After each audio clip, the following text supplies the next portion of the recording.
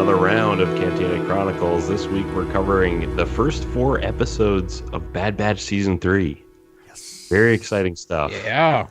Whoopsie daisy, missed a week there. Yeah, real that was quick. tough. But you know what? We have more episodes to happens. digest, to discuss. You know, Sure. It's might be a great We time. have somewhat of a completed Yes, arc. a completed arc for sure.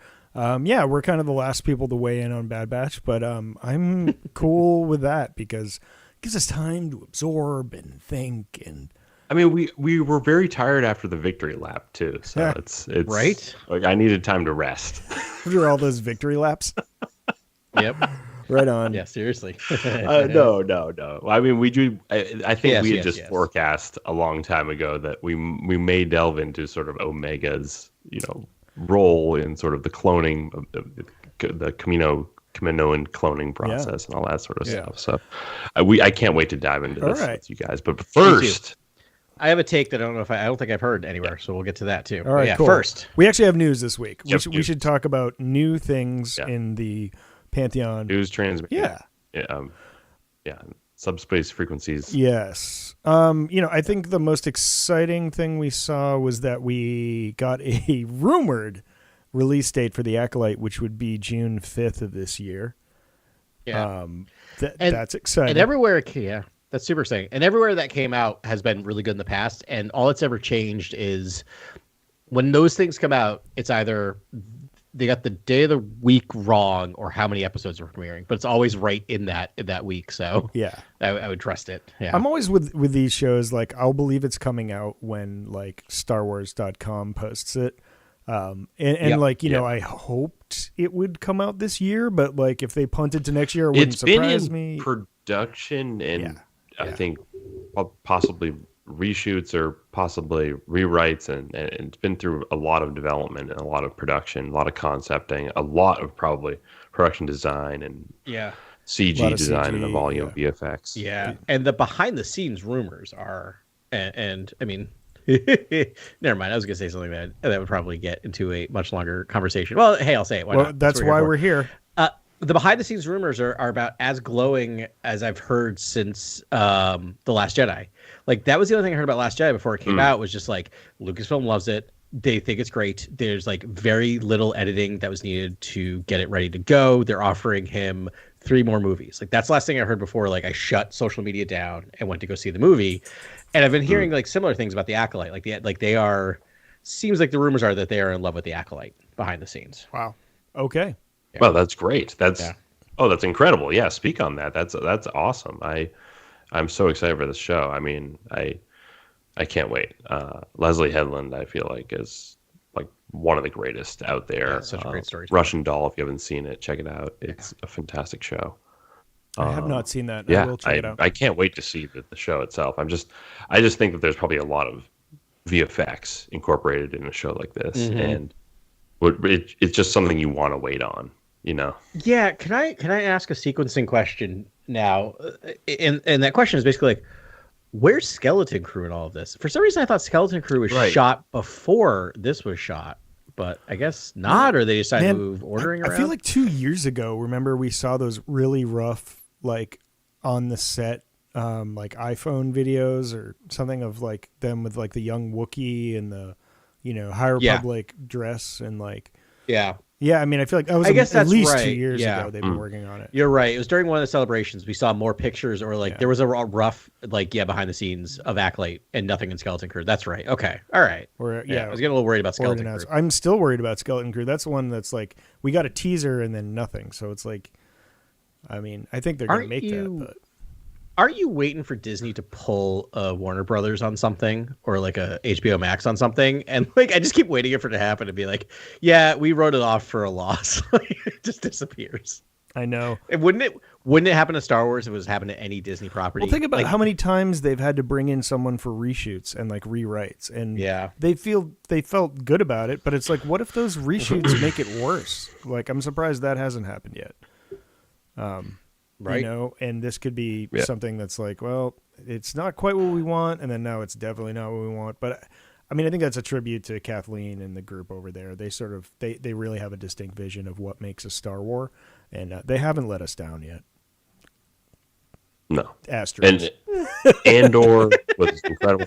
Kenobi, I know I know people are mixed on Kenobi. I know there's some fans who are mixed on some of the shows that have aired, but I feel like Andor was just of such high caliber that I'm sure they're sort of looking at that and being like, let's at least make sure the story is sort of layered and sort of complex and intricate to the means that would make George proud and make the Star Wars, the story of Star Wars sort of embellish it in a wonderful way.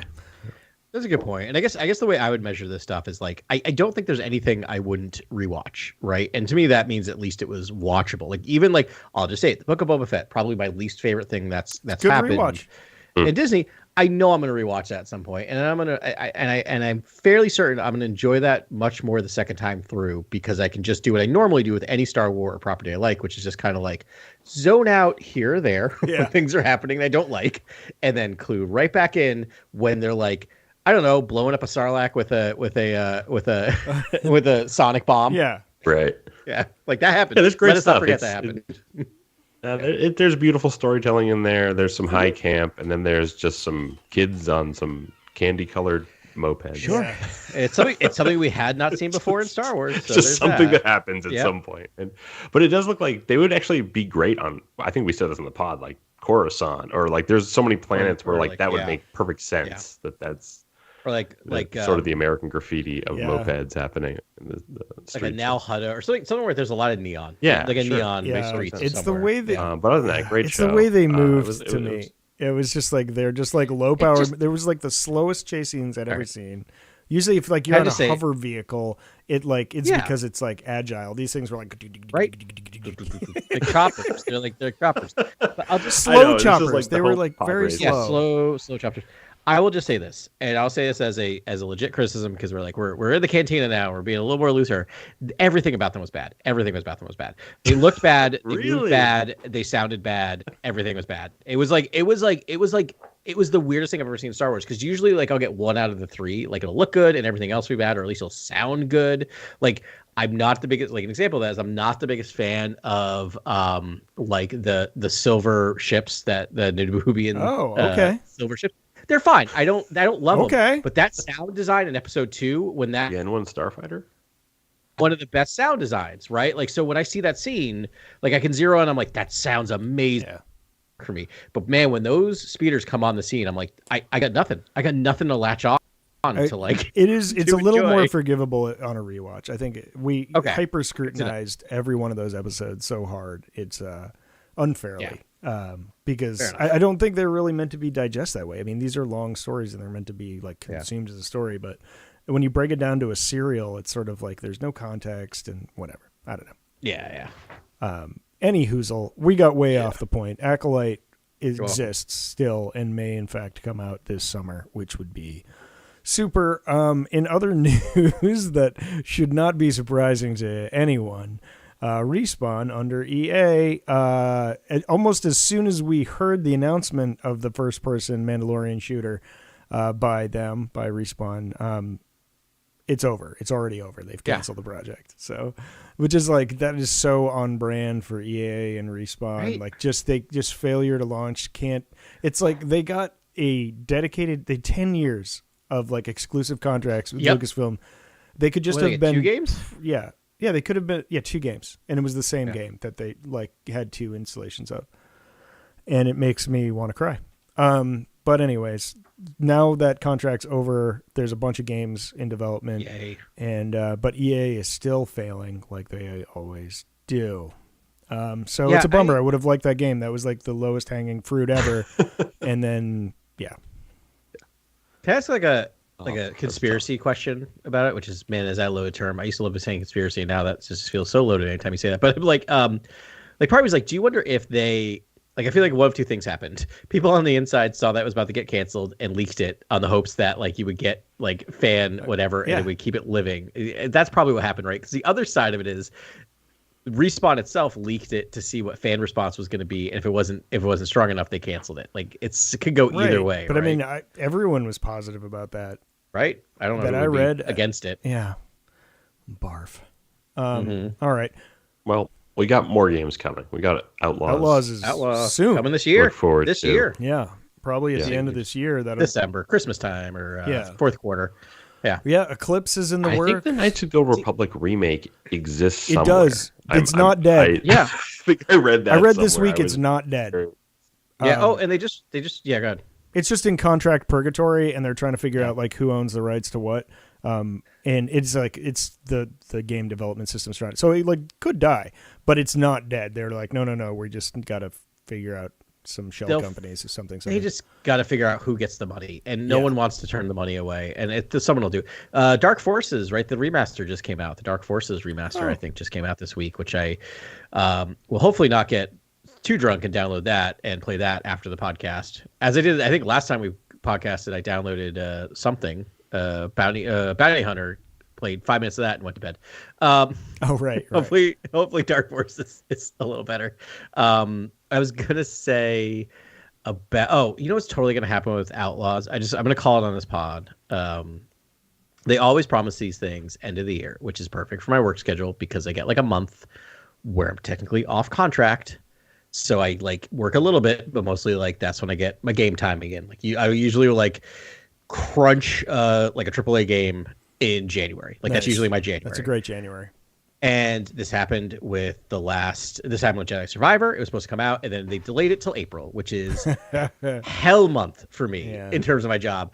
And I'm just waiting for Outlaws to come out. It's going to come out right in April. Again, I guarantee you it's going to be April 2025. And I'll just be sitting there going, now I got to do it for fun and for the podcast. So I'm up till midnight trying to play this game. So I have content to talk about and I want to play it. Anyway, whatever. Just griping, but guaranteed.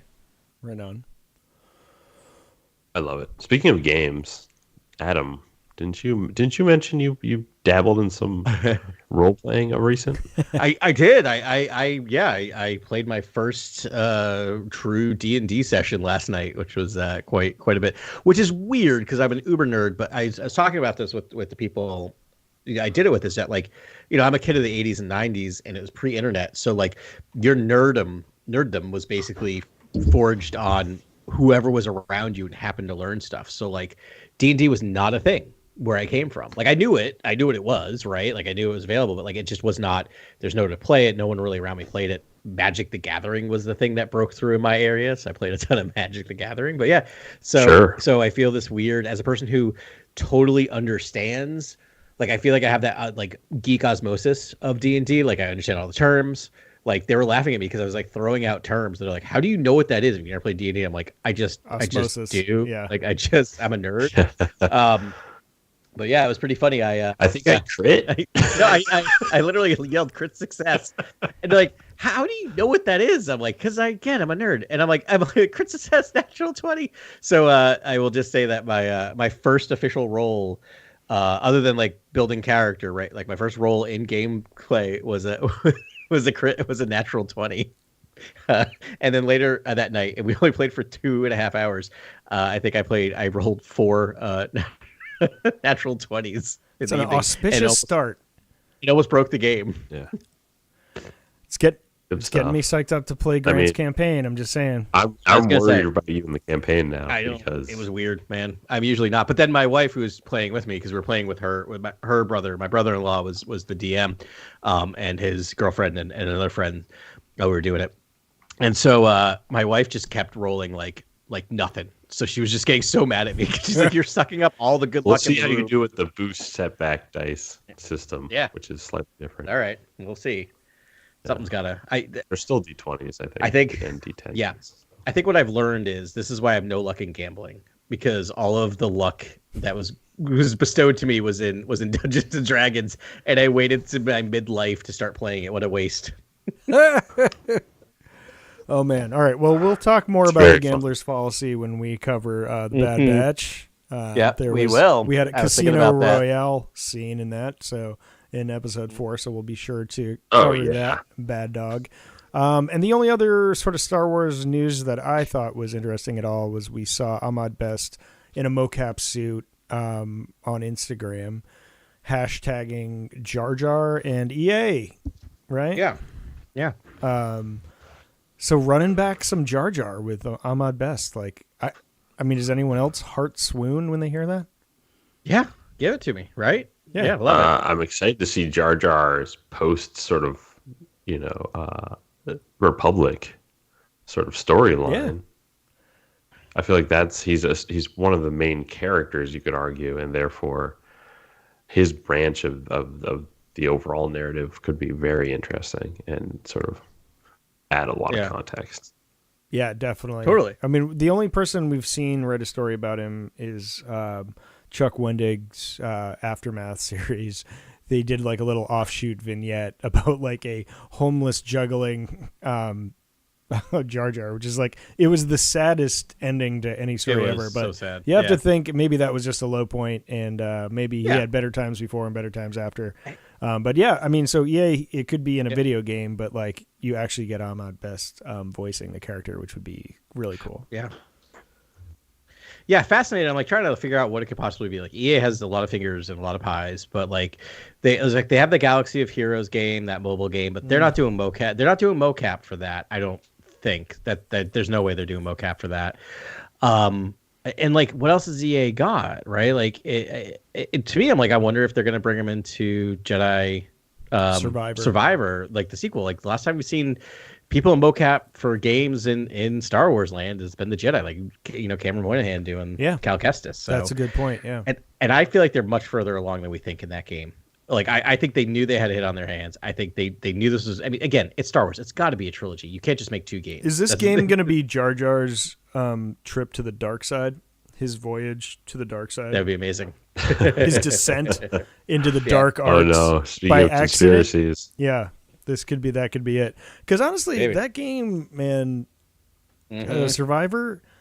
That was like not very Jedi-like. He was just, we've mentioned this before, but I'm like, every time I think about it, I'm like, man, he killed animals, he killed people. You know what? I feel like a proper Jedi game, you're just walking around in robes for the majority of the game. Yeah. And doing a lot of like chat-based, discussion-based.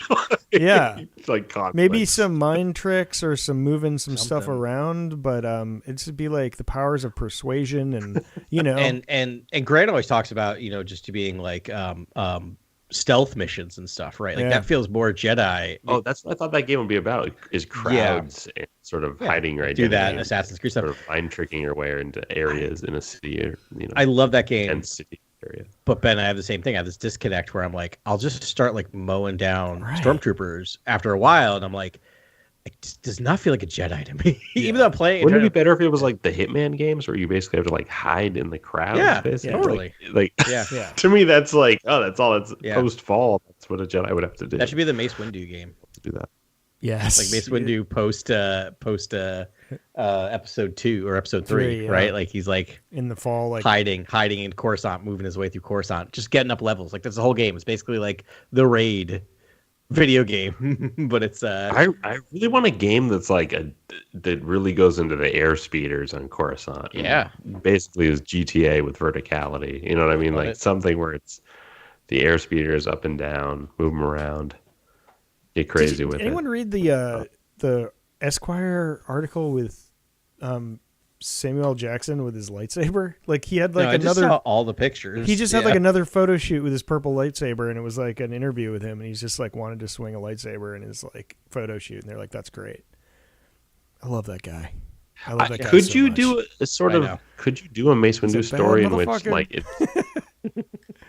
Could you do a Mace Windu story in which like he is recollecting his time as a Padawan and a knight and a young Jedi, and sort of like, but it's actually Sam Jackson, possibly de-aged, possibly in the council room or something. I can see one where he lost his hand and he's like, "Oh, so you want to go dark side?" He's like, "I'm gonna disappear into the shadows and you won't see me until it's too late." But of course, then he has to do something. Him being like, "All right, I'm gonna fight the dark side on its terms and like." I'm going to stay hidden and elusive and then and strike when the time's right. I don't know. There's a million ways to take Mace Windu because he is like dark side curious. Totally. And I think you're right, Grant. Like in terms of the DH stuff, I mean, yeah, absolutely. I mean, we saw he looked great in Captain Marvel. Yeah. Yes. Yeah.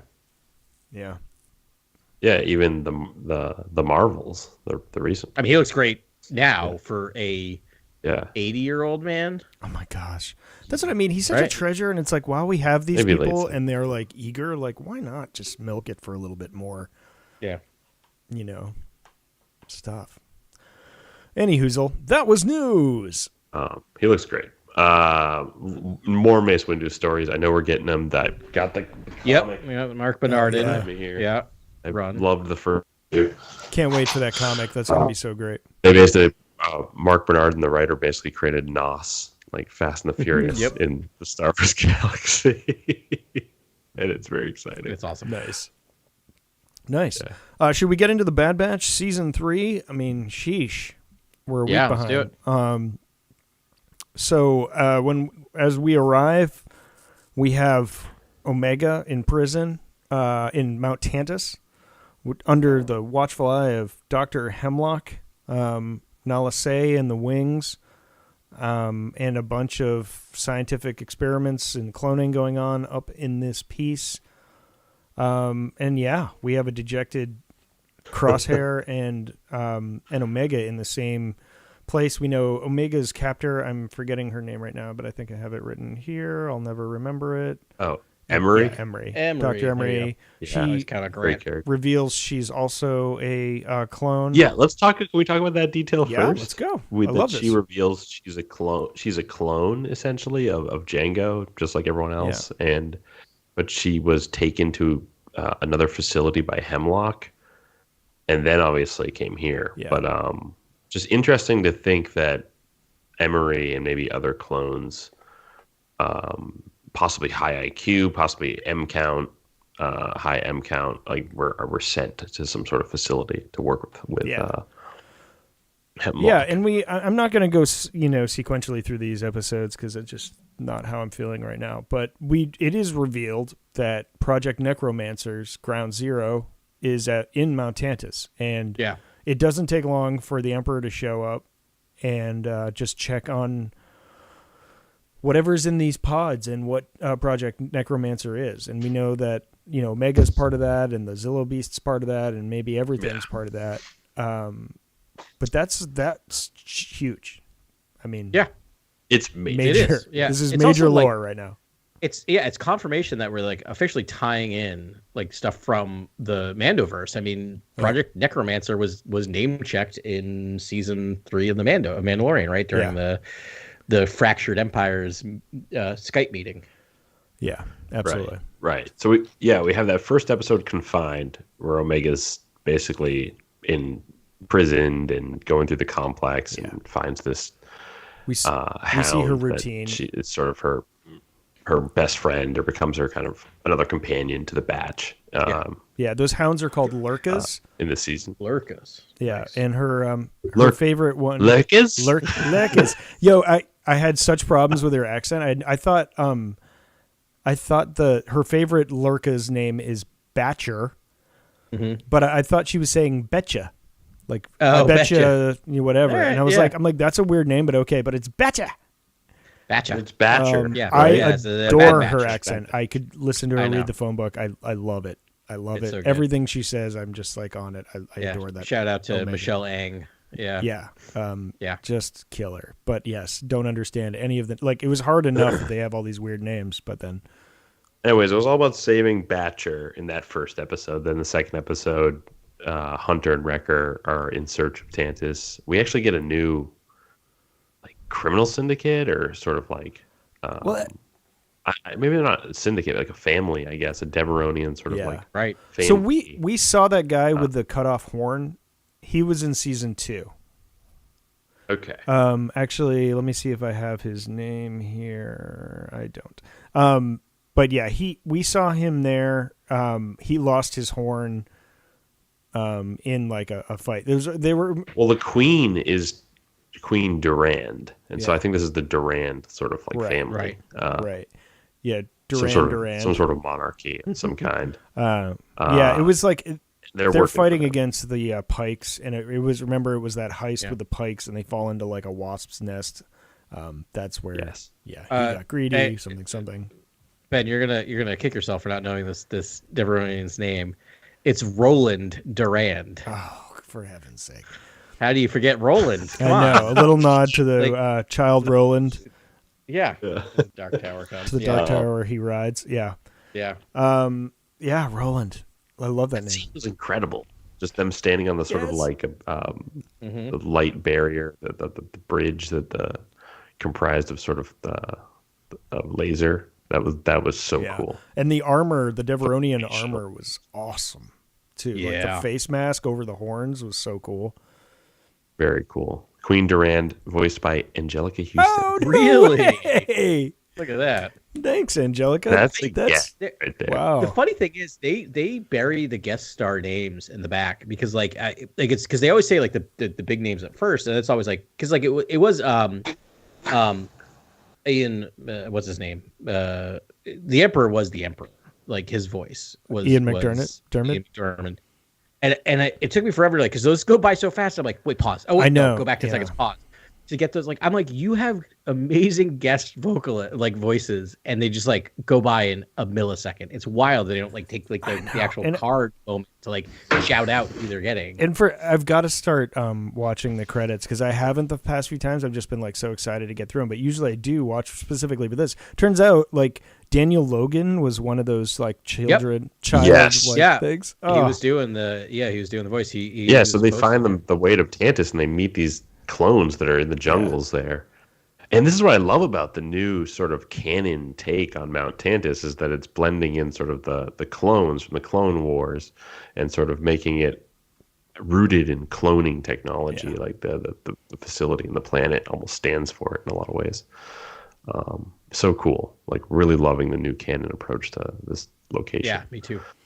This also let us not forget that this episode featured a gonk being strapped to a gonk playing a serious gonk playing a serious role. Oh my god! I know all he was like an iPhone charger, but he's like weighs like 200 pounds. It's giant. Put him on Wrecker. Yeah, that I thought that was a really funny bit, and Wrecker's like okay, and like poor Gonk's upside down. A little behind the scenes, I was watching this on a plane ride. I had downloaded them and I was watching it on a plane ride, and I now hate watching things on planes. Because I just notice other people watching what I'm watching, and I get very like self-conscious. Stay in your own lane. Like definitely watch that scene with you first. I mean, was I do that all the time? I'm bored. Was I judging the 21-year-old next to me who was watching Oppenheimer on an iPhone? Yes, I was. So I'm guilty of it too. And then, by the way, this kid followed this up with any guess. I will give you $1,000 if you can guess the next movie he followed Oppenheimer up with. Oh, it's a movie? I was gonna say Love Is Blind, but Lawrence of Arabia on the iPhone. Citizen Kane. No. Austin Powers, International Man of Mystery. Yep. You know, the classic. Just running through the classics. Oppenheimer, followed by Austin Powers. Sorry. International Man of Mystery. I did not plan on talking about that. It just popped back in my brain when I was talking about this. So anyway, I was self-conscious, and then by like halfway through episode 1, because I usually sitting there in the window, like hanging in the window, just holding my iPad like this, so no one could see what I was watching. Which then also makes you look like, wait, what is he watching? What is he watching now? It's like, all right. But I got so into this, and I'll probably say this for the last time because it's the last season where I'm like, I always forget how much I love The Bad Batch until I start watching The Bad Batch again. Like I always just like, as always, it feels at first like homework, and then I'm like, oh no, this is spectacular storytelling and directing. Anyway, I got there, like I got so sucked in, I was just sitting there like fully watching this cartoon while everyone else was around me and not caring because it just draws you in. And then those clones are voiced by Daniel Logan, right? The just so Max is, but Deke and Stack have different voice actors. So it's Deke, Stack, and Max. And Max. Why would you do that? I think we're starting to show some variation here. Well, yeah, and I guess also like he's not a voice actor as like D. Bradley Baker is, so it's a little. He might not be as easy for him to differentiate. Yeah, and I don't know who the voice actors are for Deke and Stack. I just know it's just Max for Daniel Logan, which is fun. I mean, it gives each character a little more nuance. It makes it a little more colorful. I mean, there's a million things to talk about in especially these first 3 episodes. I feel like. And maybe it's just me. You guys need to tell me if I'm right, in the right here or if I'm seeing it skewed. But do you feel like Filoni watched Andor and now just wants to make Andor a little bit? Like I just like the sound design, like some of the other designs. So good. Sound design is incredible. The music, if you're watching the show, headphones on. It's yeah. The music, incredible. the tone, it's like a very, like the cloning. I feel like when they're in the dark side, like cloning facilities, it's like it just has a very Andor vibe to me.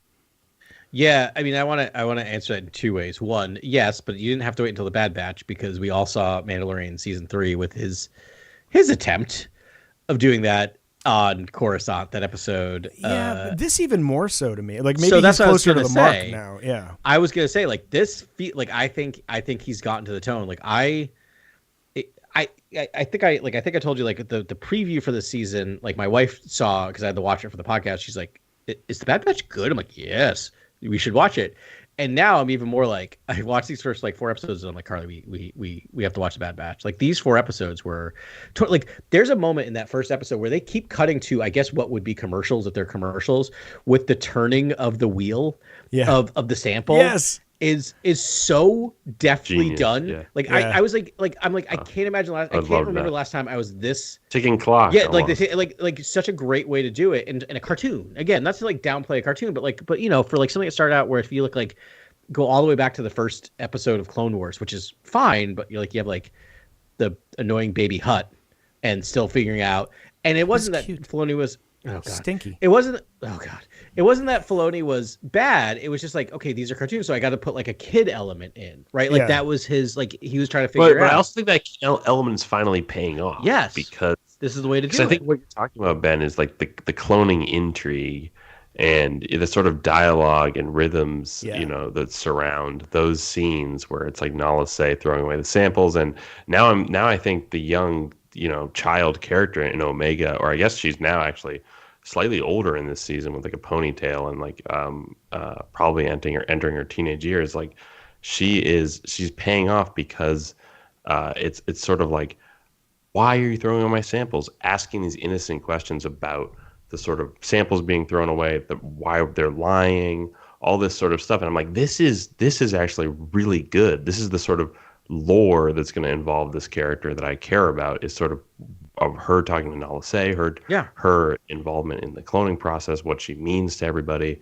all that sort of stuff. And they're finally getting into this sort of this part of the story. And I feel like this is where Omega is, I guess, hopefully was, you know, plotted in the blueprints from the beginning to sort of get to this sort of part of the storytelling, really. With it's like young kid asking innocent questions about what's going on, who am I, having the identity crisis that you think they would, being sort of a special clone, really.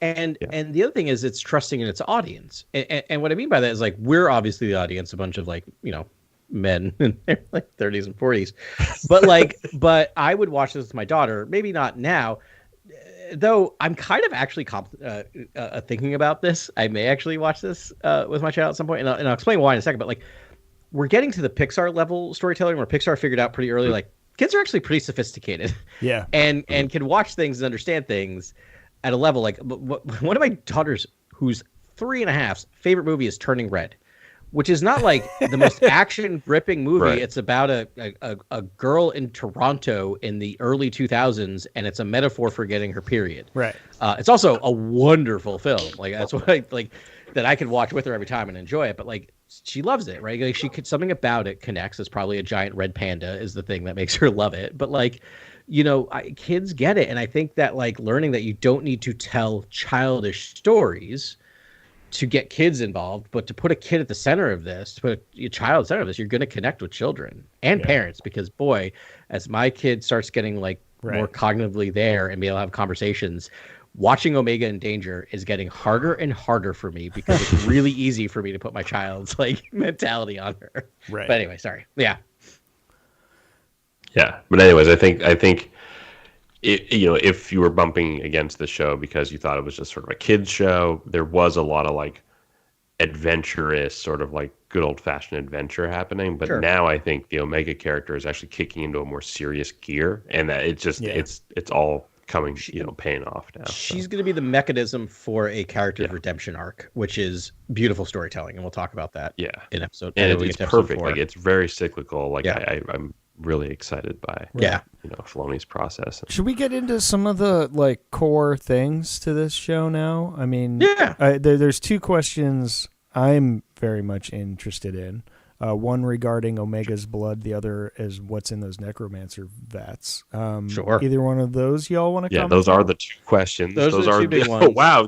Wait, so anyone want to weigh in on the two most... Yeah, just thought let's bring it back. Let's bring it back to some on the really real. Start with what I think is I was going to say easiest, but I think the one I'm most sure about, let's put it that way, of the two, which is what's in the necromancer pods. Yeah. And that's dead Jedi. It's like we saw him in Obi-Wan. Oh, like the ones that are in Amber in the Inquisitorius thing. So he's going to try to bring them back to life, or he's just using them for midichlorian harvesting, right? Like this is where we get the midichlorians that we're putting into the blood to test to see if they are compatible with the blood. Which I think is what's happening, which also answers question number 1 a little bit as well. Like, I think those two things are connected. I could be wrong. I mean, this also might be the area in which we get Asajj Ventress, where they might figure out that she's in one of those pods dead, and they're able to resurrect her. It's necromancer. It's necromancy, which is like magic surrounding the raising of the dead, right? Like, so. Yeah, I just thought it would involve, it's I could be wrong, too. It's about keeping obvious. the Emperor alive forever. And I guess it's like if you can reanimate a Jedi, you could reanimate the Emperor. But I figure like he wants his soul and purpose and all that stuff in there as well. So here's do you want to hear like my overarching grand theory of this whole thing? Yeah. So they're basically trying to figure out, I think, again, total speculation, is that they're trying to figure out how to put... So my theory is that when you put midichlorians into blood, it's just like a blood transfusion. They just die or go away. And they're trying to figure out what blood is compatible through all of this cloning techniques, where if you put midichlorians in, they stay alive. Because that's the Emperor's plan, is to transfer himself into a cloned body, right? And so Omega broke it. So Omega's not... She's not Force sensitive, but if you add midichlorians to her, she has the Force. Which leads me to my next amazing storytelling. If you could do this, if you could flash forward to Omega at some point getting the Force through a blood transfusion, imagine what that character would be like at Luke's temple.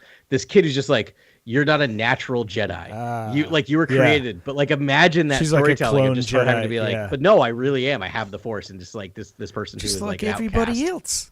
Yeah. Anyway, so that's my overarching. All right, Grant. I know you have thoughts. I want to hear them as well. Was Luke a stringent Jedi like the Old Order, or how did he run his temple? I don't know. I think Luke would be accepting, but I think the kids would bully the hell out of her. I think it's the kids bullying her. She's a mudblood to bring in someone awful. Storytelling into Grant, this. do you have any anyway. On those 2 points? Do you have any theories?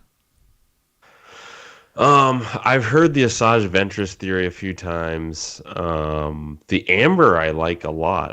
Adam, I haven't heard that. It's the logical sort of Occam's razor approach. It's like we saw them in Obi-Wan. We know the process. We're trying to pull everything together. Timeline. This is right for them to be harvesting Jedi somewhere secretly. Why not Mount Tantis? And Mount Tantis also in Legends history was a place in which Jedi were cloned. Right. I part of me just wants like a weird strand cast that's just like like a homunculus or something, like want something that's just like barely a figure, or like a bunch of Snokes. I don't know, something that's just like, I don't know. To me, that's like I dial up the horror, dial up that these guys are not okay. Right? Yeah. That's. I mean, my basic brain was just like. They're either Snokes or actual emperors, like just him. Yeah, like strange. Which they cast, totally, like the earliest strange. They totally could be. Like that is. I think that's legit. I don't think any of us are. Anything we're saying is more or less likely at this point, right? I think all of these are equally likely. Because it's still early days. I mean, this is the first year of the reign of the Emperor, so it's like. I would say his first attempt would be like, let's just make me again. Actually, I think there'll be Matt Smiths, right? Like young him. I was literally going to say Matt Smiths as well. I would love Matt Smiths. Just like a bunch of Matt Smiths. Yeah. That's all I want. Right. Now. Because that's what I'd do. I'd be like, oh, I want the younger, perfect version of me. It's like still all genetically the same, but I want to be 22 forever or whatever. And yeah. Well, that's the whole thing. It's like, Giancarlo Esposito's character. Moff Gideon. Moff Gideon. He made himself first. Right. And then. And he cracked the he cracked the force. Because we know after a while, like he created like an embryo, which created a strand cast son, and that Rey was born out of that son's progeny. So it's like at some point he got super desperate and was like, I don't know, let's just start making whatever and see if these things that I make like bear children, So that's another 40 years later, like that happens, 30 plus years later. So we're not close to that. No, and I've talked about the fact that I think like the biggest issue with the sequel trilogy is that they waited 35 years to make a sequel trilogy, which was out of their hands, right? So like that's why I'm just very forgiving of it, because like you can't fix that, you can't change that. But like a possible like benefit of this is I kind of love the idea that for 40 years in the galaxy, they've been trying to crack this problem. Like I love this long term. They've got certain things moving forward. Moff Gideon. I keep calling him Moff Gideon got there. Then maybe they lost that because that whole place was like blown. Like with the Empire. Yeah, exactly. Like I just love it that like all this thing's happening and then the Empire crumbles, so they have to like redo it, and then like you get all these like different like sects of the Empire trying to figure out their own way. Like it's so like we're almost starting to bring in the mad science stuff, and I'm like, give me more mad science in the Star Wars universe or galaxy. Yeah, pretty wild. There's so much good stuff in here. I wanted to talk about hands. Two hands in particular. One is Crosshair's right hand. Yeah.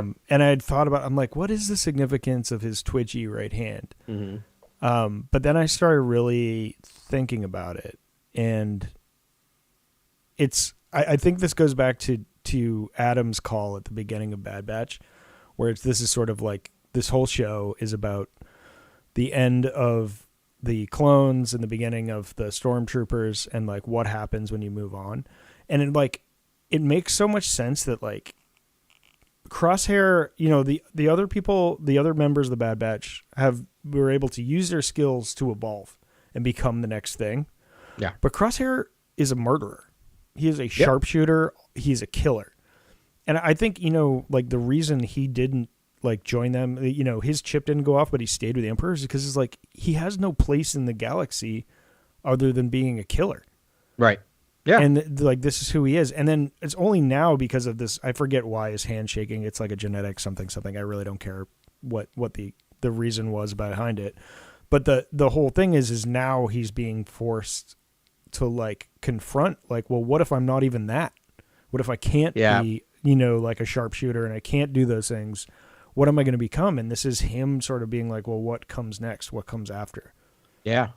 And I had an interesting thought about that, because I had the same thing. Like they keep calling it genetic or whatever. He's like, whatever. Part of me is like, is it genetic or is it psychosomatic? Oh, right. Like, is it part of him just that. like he's now starting to like his empathy and sympathy starting to kick in, right? He's starting to, because it only like this idea of like he's starting to realize like what he's done, right? And he's getting closer, and we get at the end of episode 4. Like I love this idea of like, there's fear in Crosshair at the end of episode 4, because he's talking about the fact of like he says to her like, you don't even know if they're still alive. And that's one of the best scenes, because part of what he's saying is, what am I going to say to them if they're still alive? Like there's this moment where, like, he's almost worried they're still alive, because he has to confront. He should be worried. He should be, and like, and we're gonna get that, and I love that. But like, so part of me is just like, I think they're gonna go genetic, but part of me is like, make it psychosomatic, make it like it's in his head, right? Like he's just so like he's starting to come awake. Yeah, I mean, it's also just an old trope for any kind Yes. gunslinger character. That's totally. Either Child Roland, throwing weird three major fingers, fingers. But at the same time, I think there is a sort of psychological element to it, because he's only ever pulled that trigger finger. Like he's only ever pulled the trigger. There's even scenes where Wrecker or Hunter like pushes gun out of the way as it fires. Like he's just always pulling the trigger, and trying to take out the target. And I think after seeing his brothers get shot right in front of him, and sort of like realizing the clones are expendable, and then killing that guy, and just in season 2, which was an incredible episode, the sort of crosshair turn sort of stuff that happened in before, it's like, it's so cool that I think he's now like, my weapon could decide the fate of the entire Bad Batch team. Hemlock, I might theorize at this point, maybe he is the one who lays the final shot on our big bad here, or something at some point. Because I think you're right. Seems like that. I think that's what's going to happen. I think we have to also lose the knowledge a little bit of whatever's gained in this season of knowledge and cloning. We got to lose it, right? And like ends with a cross. Here's the thing. What I love is we're getting a redemption arc, and there's part of me. I love a redemption arc in Star Wars. That's what Star Wars is built around, in some ways. But what's great is, the original trilogy does it so well because you start like all of Empire is just Luke knowing his father can turn back to good, right? Like I love that. It's still so good, even though there's like that movie's clunky. But to be fair, like you don't get a ton of like Vader's redemption in that. You get a couple of scenes where you can see he's starting moving that way. And again, it's different forms of storytelling, but I'm loving that we're episode 4 of 12, 13. I have no idea. Something like that. And we're already the Bad Batch is back together again. I did not expect that to happen by the end of episode 4. I thought there were going to be a couple of misadventures and gets us halfway through the season, and then they're all back together again. So like I love that we're going to take long form storytelling to get his redemption. My fear is that we're going to get what we get in every Star Wars redemption arc, which is the character needs a sacrifice play, which is fine, but I really would like one time in Star Wars. What if it's a trading places thing with tech, and they recover tech, but it's sort of like maybe Crosshair has to stay behind as they rescue tech. Yeah, he makes the decision on his own to stay back and save his brother. Yada yada yada. And the reason why I'm yada-ing that is because like it's good storytelling, but can we just finally get a character in Star Wars who has to live with the decisions he's made, right? Yeah. To answer your question, Adam, there are 15 episodes, and the last one is going to air on May the 1st. Huh. Couldn't push it back for 3 days, but no, that's perfect. Apparently not. And they are going to do another 2 more times are going to be double episode releases. Okay. 6 and 7 and 11 and 12 are 6 and 7, going to be so there. Not next week, but the week after. All right. Yeah. I guess next week for those of you listening to this on Monday. They have episode titles for all of them. All 15? Really? Yeah. All right. Do you want to hear? Yeah, they do. Do you want to hear them? Sure. I'm not going to speculate this time because I was so off last time. But go ahead. All right. Earmuffs, everyone else. All right. Episode 5, The Return. All right. 6, Infiltration. 7, Extraction. Infiltration and Extraction are going to be released the same week. 8, Bad Territory. 9, The Harbinger. 10 and 11 are together, right? So Identity Crisis, Point of No Return. 12, Juggernaut. 13, Into the Breach. 14, Flash Strike. 15, The Cavalry Has Arrived. So very generic terms. Other than infiltration and extraction, can we talk about those? Yeah. What are they going to infiltrate and what are they going to extract? Everyone in Mount Tantus? But they're extracting tech. Oh, from Tantus? Yeah. Again, that's not what's happening. Is the return the return of tech? No, the return is the return of Crosshair. Yeah, that makes sense. Right, I think. Yeah. But again, if I say it, it's not true. So I've ruined it for everyone. It's Schrodinger's cat. I've accidentally opened the box and the cat's dead. I'm sorry. I have to imagine it's the cloning complex. Yeah, probably. Yeah, because Omega wanted to go back. She's like, we got to set them free. And like Crosshair's like, absolutely not. And I was like, absolutely not. When she said that, I was like, no, I'm with Crosshair on this. Deborah's also I was like, yes, you do. You definitely have to go back and rescue them all. And I was like, oh, this is like I guess this place is going to stay, in business because the Emperor is like watching over it, and comes there and talks to Hemlock firsthand and sort of makes an appearance in a major way in that 3rd episode. I was like, the Emperor has eyes on Tantus. I have to imagine he may intervene in some way later. Yeah. And I like that he's almost being teased as the main villain, or like a partial villain in this season, much like Vader in Rebels. It's sort of like, is there going to be more Palpatine later? Will he show up to defend his cloning, facility? It would be great to see the Emperor go house on like a bunch of like troopers. Yeah. But you could see him pulling that, right? Just deciding to just like force lightning all of the remaining clone troopers. Yeah, exactly. Like, I mean, that would be a poetic way for the clones to die, which is sad, but like that makes like kind of sense because that's what the show's about, right? It's like the death of the clone. Yeah. But Travis just is here. Travis, and mentioned, that welcome. He thought maybe the return Sunday could be the Ventress centric episode, right? The return of Ventress, which makes sense. Right. Yeah, I mean, we mentioned that it could be someone in those vats. They also did flirt with that mystery character from the trailer. We saw one scene with them. I think she was like the character was like getting in a like lift or something. It was like on Tantus. They just showed it for like one scene.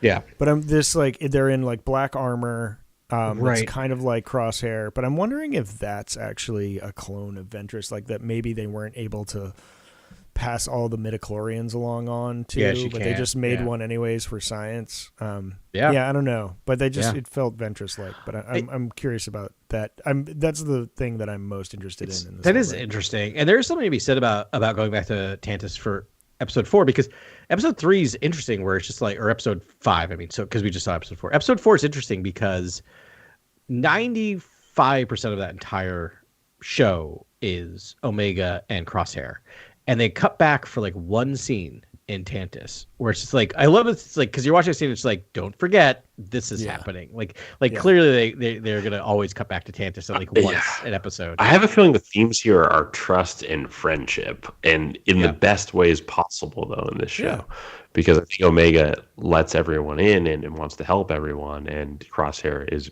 hesitant to trust anyone at this point.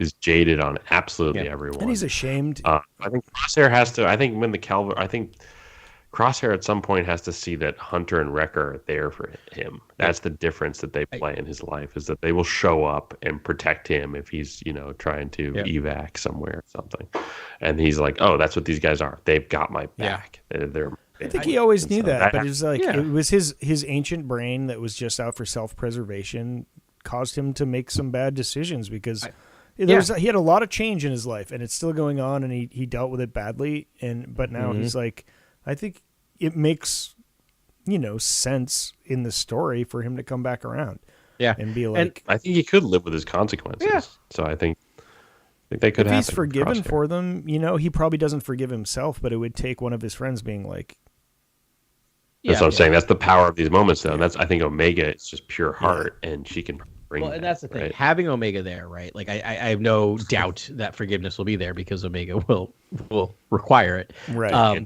Demand it. Yes, exactly.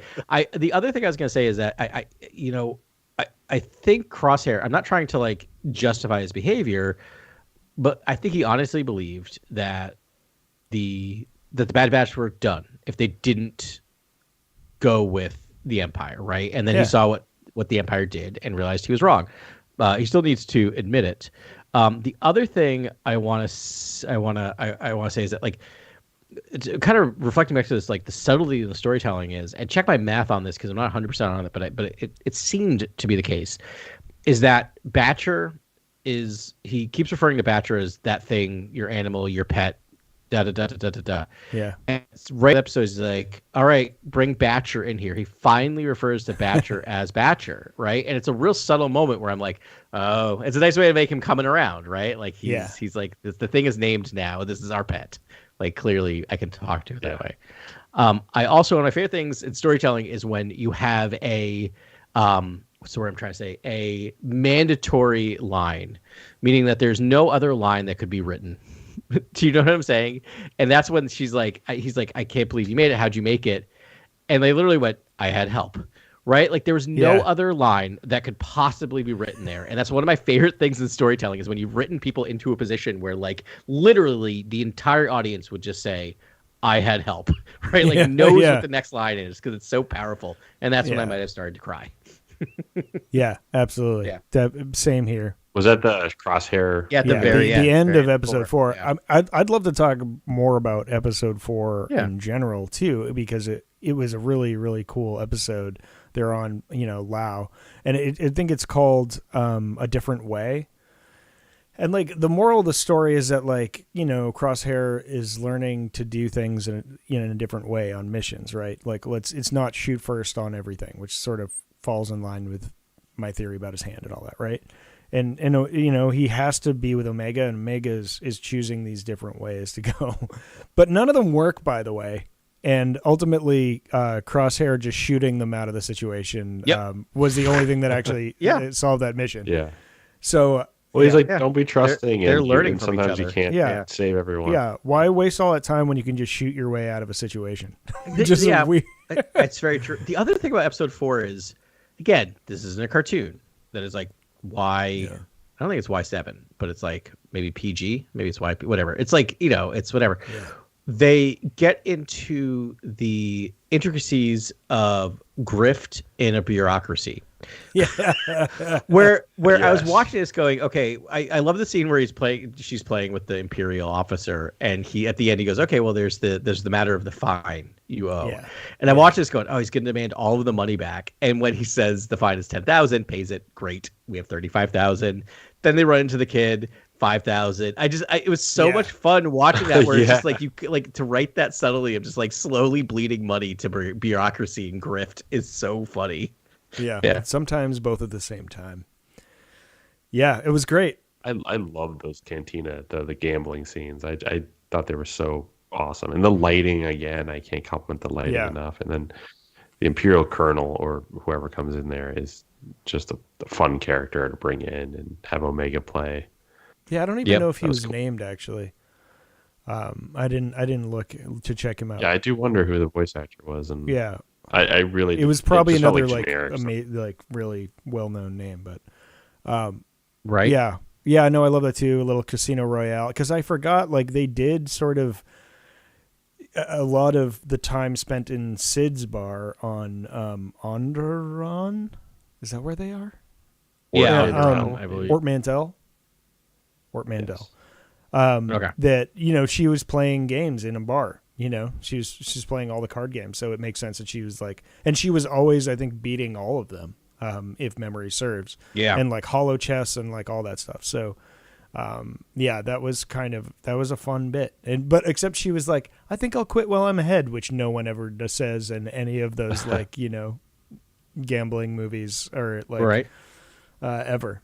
But yeah, that was super fun. Yeah, there's mud troopers. We get to see. I think I've been paying a lot more attention to design and like unique design. Oh, the designs in this show are so good. The Phase 1 stormtroopers, like everything in this show is like, this is my favorite, basically armor design in anything Star Wars since 2015. Yeah. I think we get early mud troopers too, like the ones that Han Solo is wearing in the Solo movie. Where they have sort of like armor over the armor, and they have goggles that go over their goggles. Yes, I saw that. And I was like, that's stupid. I love it. I was so stupid. Yeah, I loved it. It was such a cool silhouette. Yeah, like on their head. And the like cloaks over the armor. I mean, I'll go cloaks over armor so cool. Any day. It looked like Ralph McQuarrie. It was phantasmagorianism. Totally. The bartender, I thought the droid bartender was an amazing design. So cool. Yeah. That one was really great. And the like new armor for Crosshair, like always having undefeated armor. It was like a Chicago Cubs hat with like a I don't know, pool noodle wrapped around his head, like, but it was like still awesome. What about Scorch? We didn't talk about Scorch at all. Did you guys play the Republic Commando games? No, I did not. Yeah, way back. Scorch was like one of the characters, I guess, in the ensemble. He was like a named Republic Commando. Yes. Was he in one of these episodes? That's wild. Because there's commandos everywhere. Yes, he's like Hemlock's right hand. Is Scorch? won't. Oh. So I'm so glad you talked about Hemlock's hand, because his right hand is normal and his left hand has a black glove on it, and he's always fidgeting with it. This was the other part of my thing about hands.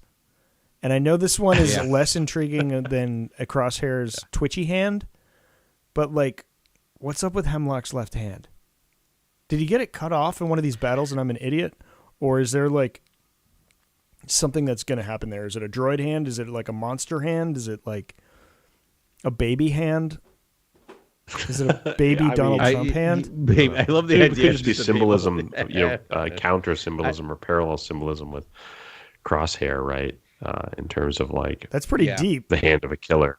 Yeah. That, or he's just a Bond villain. Like there's like he has to have something, and like he has got like severe like haircut, and his name's, for God's sake, Dr. Hemlock. It is a hat on a hat on a hat with this guy. Yeah, his voice too, like the voice acting, it's so Bond villainy. Yeah. I was googling around. The captain was Captain Man. She was playing cards with, voiced by Harry Lloyd, who biggest role from was, Dumb and Dumber. Just kidding. No, that's. I was like that's really funny because I'm like, why does that sound familiar? That would be why that sounds familiar together. He played Viserys Targaryen on Game of Thrones. So. Oh my gosh! Really? Yeah, Clark's brother, or the Daenerys. Oh wow! Daenerys' brother. Scene. Oh, the Crown of Gold does not make it out of season 1. If I'm correct in my. Wait, is it or it's not the father from the Dance with Dragons series, is it? No, I don't think so, because he's young. Because he's the brother. He's Viserys. Viserys, whatever. Yeah, I can't. Viserys, I don't know. There's some V's and some Y's and some R's in there. Okay. Yeah. He's relatively young. Yeah, and Will Scarlet in the BBC's Robin Hood, which I heard was good, but never watched. All right. Right on. Yeah. Anyways, I almost want to keep discussing the VAT. All right. What do you got on the VAT, buddy? No, we don't need to go back to that. Yeah, we can always go back to that. But I think we covered most of my notes here. Yeah. I did want to talk about the gambler's fallacy. I guess I forgot about it there, but we just happened to have a conversation about it offline. But so because there was gambling here, and I've seen things about this before. The gambler's fallacy is that it's like, oh, I've had good luck for a while, therefore I'm due bad luck. But that's not true. Yeah, no. Like statistically, that has no grounds in reality. Yep. Yes, I drunkenly tried to explain that to the people I was playing D&D with last night. It didn't make anything better. Yeah, no one wants to hear that while they're losing. You're like, luck has nothing to do with it. It's skill. Yeah, it's the odds reset every time I roll my dice. Yes, exactly. I just also, as a side note, I was just laughing because while I was looking up who Man was, I just clicked back to check in what was going on with chat, and Travis had a whole thing of like who he was, who he played, everything I just said. Travis he just had like the whole wiki page. I wasted my time. I had my fact checker right there. And thank you, Travis. Sorry, we were slow on the uptake as usual. I blame the alcohol. Yeah, I wouldn't be surprised if Hemlock maybe like has some sort of virus that he had to fight with some sort of that's like a withered hand. It's the classic fantasy sort of like backstory for doctor characters is that they had to fight a very infection. I want him to have like a tentacle hand. Like remember Dirge? I forget they're called like the Gendai or something like that. Right. Like he has like a Gendai hand grafted on, but it's like he has the Dr. Hemlock and the Gendai hand. It might be the best like serial comic book sort of like, and it's constantly trying to take over his body because it's still like a sentient hand and it's trying to like take over his mind. And that's similar. Like I feel like probably the lowest hanging fruit of this is that, or like the Occam's razor, as we always like to say, this is just a Doctor Strangelove reference, right? For all the movie nerds, right? It's the Black Hand who is the evil hand, right? I mean, I don't think we're gonna get. I mean, give me a scene where he's trying to wrestle the hand away from something, like, and I'm like, just go full. But like, it's like, right, Dr. Strangelove, Dr. Hemlock, Dr. Strangelove has the black hand, black gloved hand, Can that be the name of this episode? Is Dr. Hemlock and the Gendai hand? Yeah. because it's. I mean, that's clearly our name. I love and it. Also, let's start a punk band. Like hemlock, we know is like what, a poisonous. Yeah, it's, right? it's a poisonous plant. Yeah. Maybe he was poisoned. He had to fight a poison or toxin. Entered his bloodstream. Yeah. There's carbon sickness. There's actual illnesses in Star Wars that they talk about all the time. Yeah. Yeah. So. All right. Well, so other notes I had. So that planet they were on was called Lao. That was cool. I love it. New planet. I love a new planet. I heard. What was the name of it? Lao. Again? I love that. Okay, great That's name. right. Yeah. They had. So there was a lot of animals in this episode. We get a pet. I think there should be more pets in Star Wars for real all the time. Cinder is a good step in the right direction there in the High Republic, but like there should be pets all the time because they could be so fun. But like I was listening to the sound design of the animals, and they like mix in like familiar sounds. There's like a ton of tauntaun noises, and there's a porg noise that happens. I don't know. I have notes about the sound design in this show and the score. I still think that what's his name? The guy who scores this. I just blanked. Kevin Kiner. In the Kiner team, like I know they have another gear. I just feel like they've been put on a leash, and it's just like the edict is to like do kind of generic, score, but it's like what happened to leitmotif? You know what I mean? And, Well, it didn't. Like that was always the thing. It's like if you're going to be like orchestral the whole time, give each of these characters their, especially the Bad Batch main characters, like give them their own theme. I was thinking about that when we, the last scene of episode 4, we see Crosshair coming down the stairs. I was like, I want to hear the Crosshair theme right now. Yeah, and it felt like generic Star Wars, like lifting. The music was great. It was good. It is. It's but always good. It was actually very dark sidey, like the music that they played. It was like these low tone, like like contrabass sort of like low endy things. But it's like no, like this is where like we should hear the story. His thing. His thing that we always hear. I mean, Ludwig did his own thing, and Nick Pertel did his own thing, and those are fantastic. But it's just like I just feel like we're watering down Kiner's donation. It's like if you're gonna do the John Williams thing ish, then let him make a leitmotif. Like let this guy like put a proper finger. Yeah, let him write some music as opposed to just like rearranging. Right, because didn't he do the music for Ahsoka? Yes, yeah, which was great. He's done more Star Wars music than maybe any other person. I feel like in Ahsoka they let him off the leash in terms of like it doesn't have to be orchestral, but for some reason for the cartoons, they're like you just have to do. You just have to remix John Williams. That's all you're allowed to do. So I made that one playlist, right? It's called Star Wars Slaps, all caps. Check it out. But they, in doing that, I listened to everything again, and like actually, there is a leitmotif for Ahsoka now, and it's those Japanese drums with the sticks. Yes. Yeah. And it's like clack, clack, clack, clack, clack, clack, clack, clack, clack, clack, clack, clack, clack, clack. But I think that was started in Mandalorian because if you listen to the theme that was created for her in Mandalorian, whatever, season 2, episode, oh God, I can't even. My brain 4 can't. Probably right right in the middle. Episode 7. 5 and like her like duel the Jedi with Morgan Elsbeth, that's where it started, and then Kiner picked it up and used it for this, and it's like he's like, which means like this guy can do anything, but like what does Kiner think about Star Wars? Like I want to know what like let the man speak is what I'm saying. Well, like that's the thing. Like let the man cook. Let the man cook because it seems so safe. But when you hear Williams, you know it's Williams. When you hear Goranson, you know it's Goranson. When you hear Bertel, you know it's Bertel. When you hear Kleiner, it's like, is that Kleiner or is he just doing someone else's thing? And I know he's a really good musician. Like, that's the thing. Is like, I don't know. Have you guys listened to this with like AirPod Pros or with a sound system and sort of like really taken in the show? Because I think the music perfectly complements a lot of the scenes. It does. But to what you're saying, Ben, I do think the Bad Batch would benefit from some music that shows a little bit more urgency and sort of like shows their combat prowess in a way that feels like, hyper real and sort of like perilous. Like and one wrong move, basically, it could go sour, and you know, you got to.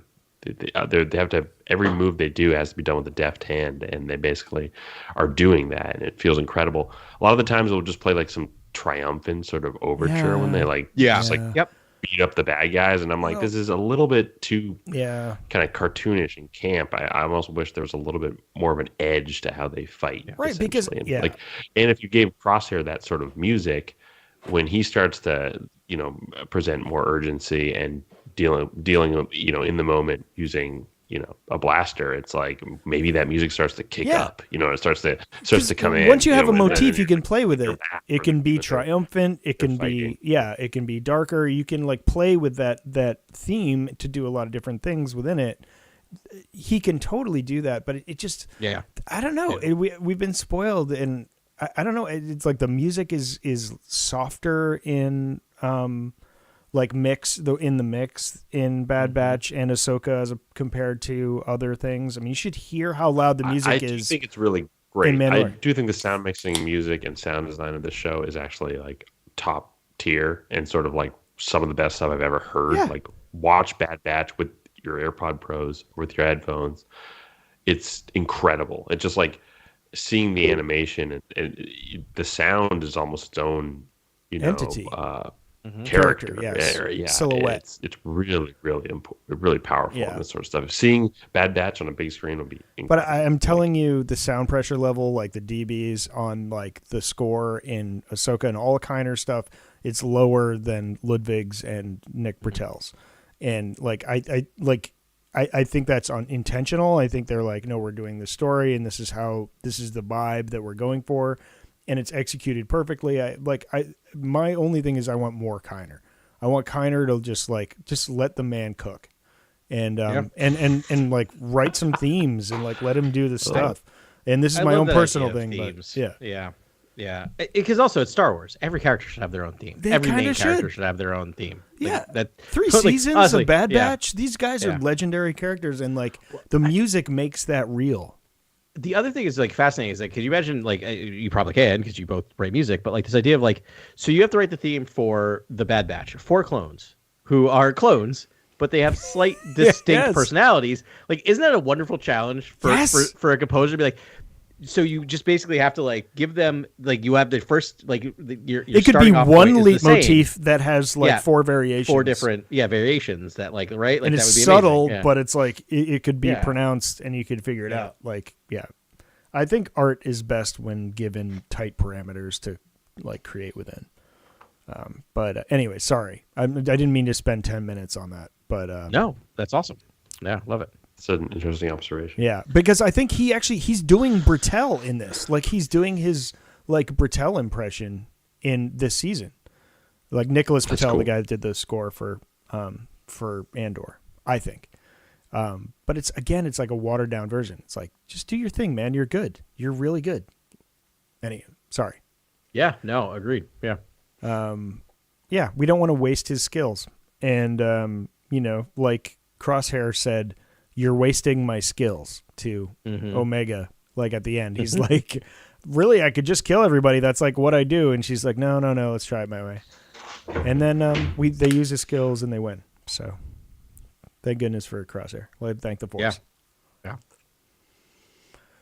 Good stuff. Jimmy Simpson crushing as Dr. Hemlock too. The voice acting. Yes. Yeah. Very lizard-like, or very very. I was trying to think what I'm trying to say, but yeah. Oh, voice Palpatine. Ian McDiarmid. It was the man. Okay. Yeah, it was the man himself. Yeah. The man himself. Yes, it was. Yes. Again, you had to pause it as it flew by, which is wild to me. Yeah. That, like, you get Ian McDiarmid, like you because they stopped, because like you get a D. Bradley Baker, you get like a stamp, there, and like you would think you would do major guest voices as a stamp, and then like not like everyone else, but everyone else is a quick here's everyone else. It blocks. It's weird to me. Yeah, indeed. So good. This is such a fun show.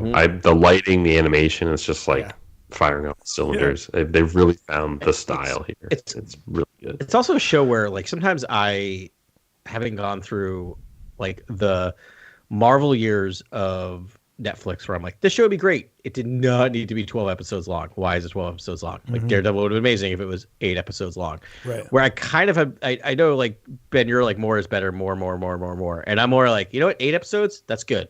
That I like it. Like it makes you tell stories like thoughtfully sometimes. I mean, it depends on it, but I love that we're varying the stuff. And when you tell me it's 15, 16 episodes per season for the Bad Batch, I think it needs it. It works. Like I'm like they're like, short episodes like, too. They're like short. 20 to 30 minutes. Exactly. So. Yeah. Same amount of storytelling, just broken into half episodes. It grinds my gears a little. I'm like, give me 45 minutes of a Star Wars at minimum. I want to really have something to sink my teeth into. So I think we're going to get that at least once a season because I was looking at the last two season 1, season 2, 16 episodes. Yeah.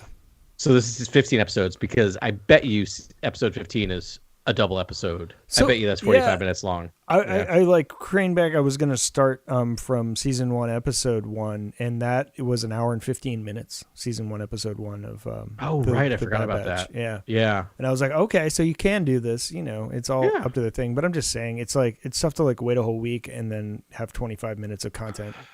I do wonder if there's something cyclical with Kanan. Kanan Jarrus?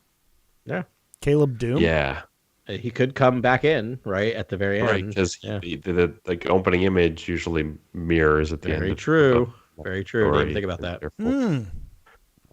Ooh, I love that call, Grant. Yeah, and it would be the Force, right? It would be the Force throwing making them cross paths again. I always think about the cosmic Force. Yes. So the serendipitous aspects of the Force. Yeah, because where are we? So he would still be young, right? Like we're still. He's dead. Wait, but I think you were. No, he's not. He's not dead. No. Oh yeah, you're right. No, He's still very young. He's still very young. He's only been like a couple of years. Oh since, right. Since he's still like a teenager. Okay. Yeah, so he's probably out there like hiding, hiding his Force abilities, but still, yeah. Sorry, my synapses got crossed there for a second. I was like, what? The timeline stuff's hard. It's hard to remember which era we in. Like, I think fans would pop for Kanan Jarrus. That's a good call, Grant. I never even thought about that, but yeah, I love that. Yeah. Oh, that'd be really fun. I'd love to see some more Jedi and some more cameos, and that's always fun for me. Not gratuitously so, but it'd be nice to see another Jedi. Like I mean, off-world. Yeah, I mean, Asajj Ventress is kind of the coolest pull you can make. That's gonna be fun. Yeah. It's going to be a blast. But gaming that out, like, why would she be in? I know there's been a lot of fan theories that she's the one that is part of this necromancer project or something. Given that she's dead at this point in the timeline, they've been pretty. Go ahead, Ben. Sorry, I'm just going to real quick. I'm sticking with my call from last week that she's here to train Omega in the Force.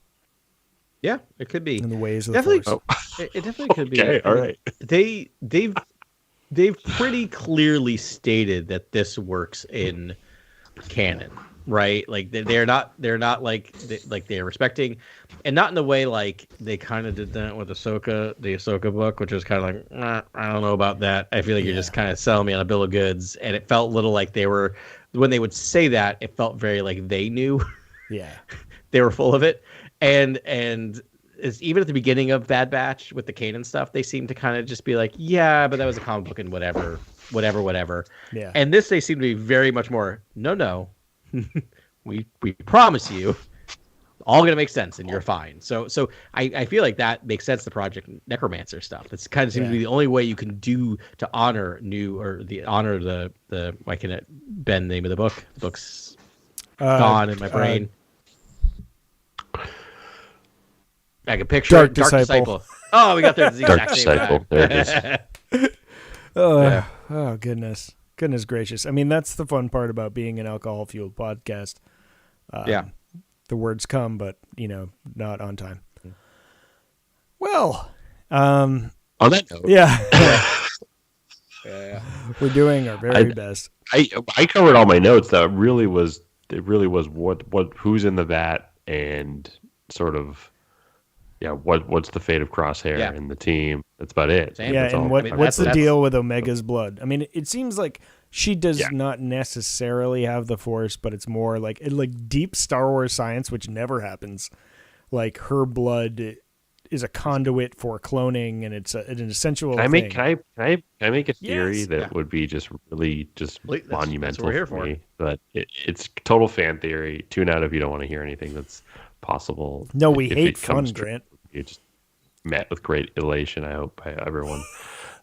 If you could tie Omega to like the High Republic in a cool way, where this is a big theory. This is a big sort of like philosophical talking point. Take the big that swing. I maybe we should just get into this real quick. But like Project Necromancer seems to be the preservation of life, after death via the dark side and dark science. Mm-hmm. Yes. I think the Kaminoans were experimenting with this in terms of either a total, like a centricity to it, or a sort of like light side, design process in which like they probably experimented with just Jedi, and probably to me it just felt like Omega sort of shares some qualities with a certain Jedi from the High Republic era, and even in that first episode, you see her wearing a sort of tiara or headpiece.